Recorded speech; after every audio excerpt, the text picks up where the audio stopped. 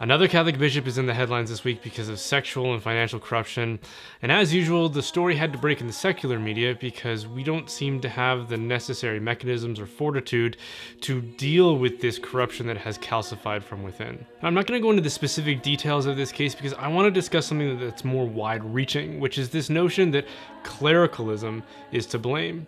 At every turn of scandal in the church, the authorities, including the Pope, continue to reinforce this idea that these are symptoms of clericalism.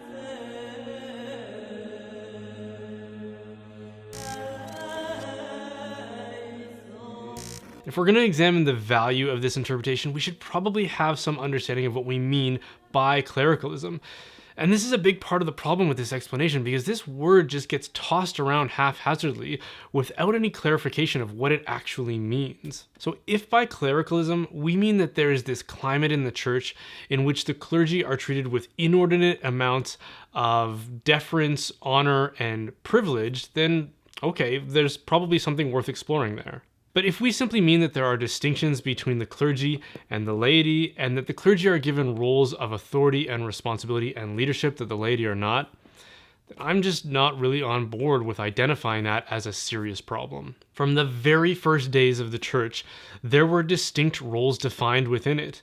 And the clergy are our spiritual fathers, and this is portrayed over and over again in the Acts of the Apostles, as well as the early church documents. Now that doesn't mean that every priest is more holy or wise or connected to God than you or me, but it also doesn't mean that we shouldn't have clerical roles.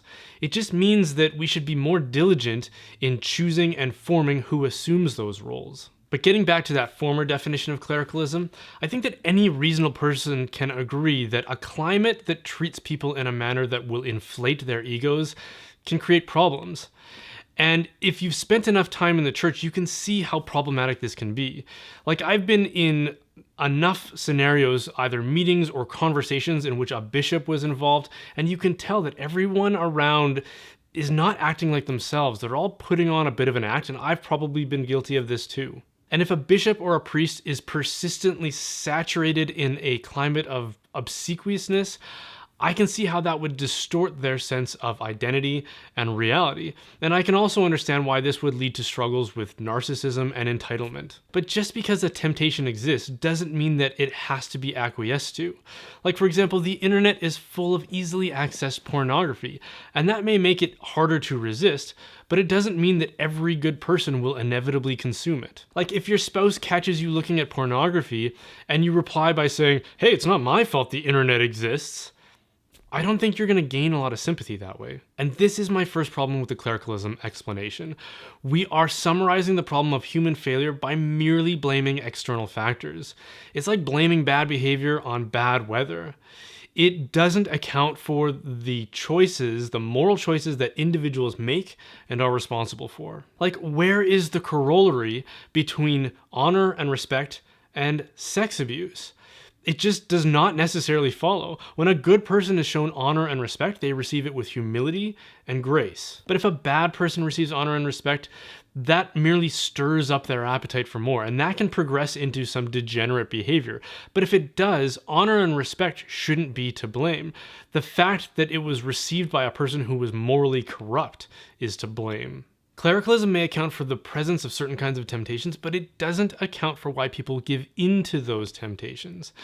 And the more we throw around trite buzzwords like clericalism to account for the problems that we have, the less satisfied people who want real change are going to be. It's too easy to recite perfunctory platitudes every time a cleric gets caught groping around in the money jar or the seminary.